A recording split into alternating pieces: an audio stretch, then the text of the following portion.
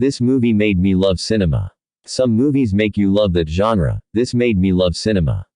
It's not perfect since there are no perfect movies actually.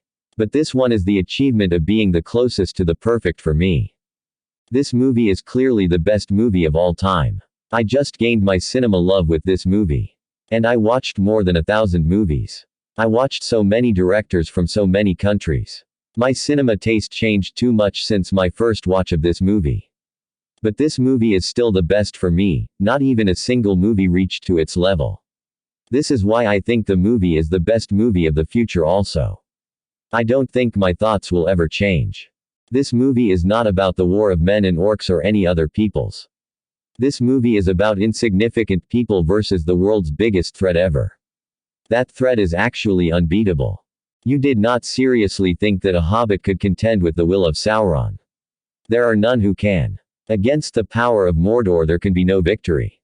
Saruman. Hobbits really are amazing creatures. You can learn all that there is to know about their ways in a month, and yet after 100 years they can still surprise you at a pinch. Gandalf. Both dialogues from the first movie.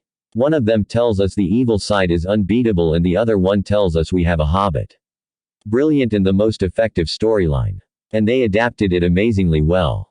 In my opinion, this is one of the best movies ever, maybe the best.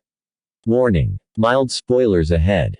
Sequels are inherently difficult to make and review, because on top of the usual expectations for a film, everyone has to deal with expectations created by the previous films.